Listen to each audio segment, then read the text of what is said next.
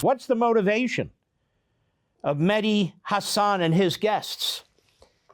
American-hating bigots. That's what they are. American-hating bigots. Revolutionaries of the hard left who want to turn this country inside out. Mehdi Hassan show is on MSLSD up against yours truly on Fox on 8 p.m. on Sundays Eastern Time. His ratings are a disaster, and they're consistently a disaster because he is a radical kook. He is a vicious anti-American, in my view. And he brings like-minded individuals onto his show. And one of them is Wajahat Ali. He is a contributor to the op-ed page of the New York Slimes. He is a self-defined author, and he is a racist of the first order. He is a bigot of the first order. And of course, he is a contributor to MSNBC, and that is, of course, a requirement, a requisite on your resume to be on MSNBC, and I will prove it to you. Nikki Haley has dared to announce that she will run for president. Regardless of what you think of her substantively, the way that Wajahat Ali thinks of her is, well, she has brown skin, so she must agree with me. Now, this is the Marxist view. They compel, they demand, they intimidate conformity. That's what they're about. If you're of a certain pigmentation, which you have nothing to do with, you're born this, that, or the other, then you must be a Marxist. Then you must hate Trump. Then you must do this and you must do that. Otherwise, you're not really one of us. Now, think about this. Listen to this guy. Go. You mentioned that the guy in the 1920s who declared himself white. I mean, there's reporting from a local paper that Nikki Haley once declared herself white on a voter registration form. Waj, your thoughts on this? I mean, you wrote a book about growing up brown in America. Will you be cheering on fellow brown American, fellow child of South Asian immigrants, Nikki Haley, and what she stands for? To quote Zora Neale Hurston, not all skin folk are kinfolk. Nikki Haley instead is the Dinesh D'Souza of Candace Owens. She's the alpha Karen with brown skin. And for white supremacists and racists, she's the perfect Manchurian candidate. And instead of applauding her, I am just disgusted by people like Nikki Haley who know better, whose parents were the beneficiaries, as Asha said, of the 1965 Immigration Nationality Act, which passed thanks to those original BLM protesters and the Civil Rights Act. Her father came here because he was a professor. He taught at a historically black college in South Carolina. That's how she became the proud American that she is. And yet, what does she do? Like all these model minorities, which, by the way, is a strategy of white supremacy to use Asians in particular as a cudgel against black folks. Instead of pulling us up from the bootstraps and pulling others from the bootstrap, we're taught to take your boot and put it on the neck of poor browns, immigrants, refugees, and black folks. And that's what she did in her ad. So I see her and I feel sad, Mehdi, because she uses her brown skin as a weapon against poor black folks and poor brown folks, and she uses her brown skin to launder white supremacist talking points. And the reason why I feel sad, because no matter what she does, Mehdi, it'll never be enough. They'll never love her. And if you don't believe me, what did Ann Coulter tell proud American Nikki Haley 2 days ago? Go back to your country. All right, let's stop. One of the things that upsets me, Wajahat Ali, I assume he's first, second, third generation immigrant to this country. I assume the same could be said of Mehdi Hassan. That's perfectly fine. That's the way the nation works. It's the way it's always worked.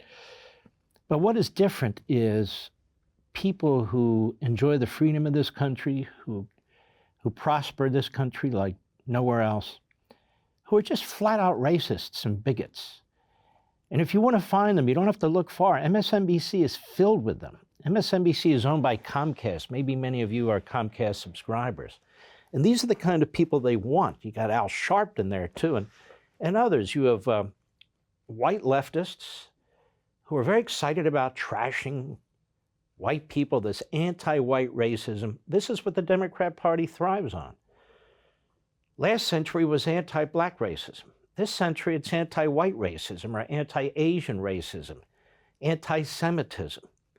Otherwise, the Democrat Party has no meat to it. It has no base. But what troubles me is the media like this. So if Nikki Haley doesn't join the forces of the anti-white racists, if she doesn't join the forces of the ideological Marxists, then she has turned her back on brown people.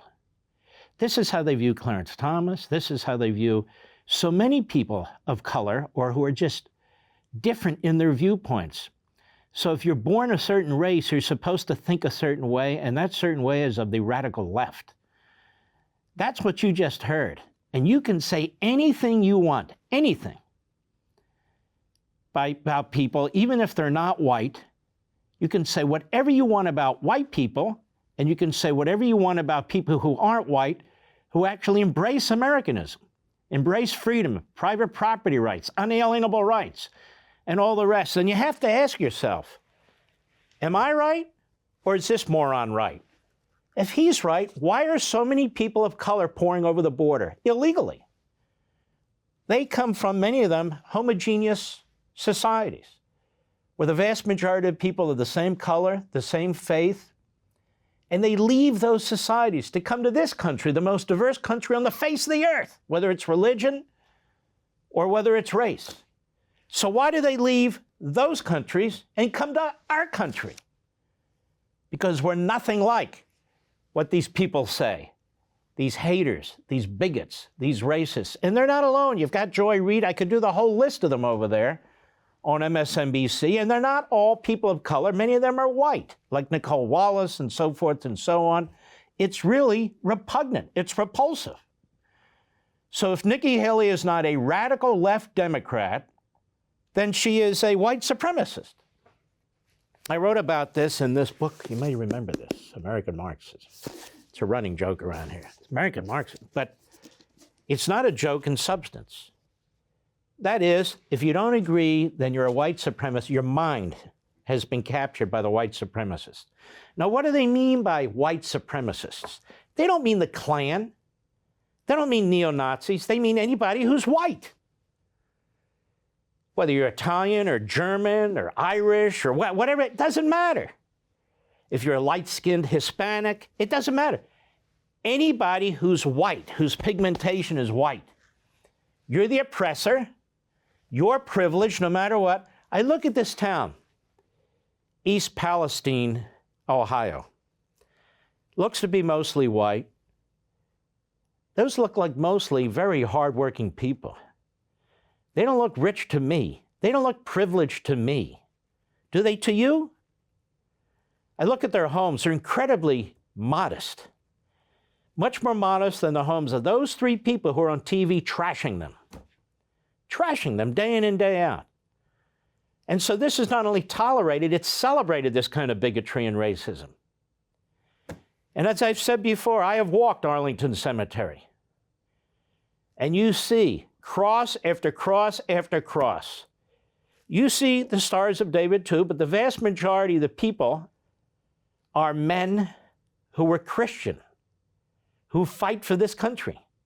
Not exclusively white, but mostly white. And they're the ones who are trashed as privileged. You look at that Arlington Cemetery, you look at any military cemetery, are they privileged? Average age, 21, 22, 23, they died fighting for this country. Are they privileged?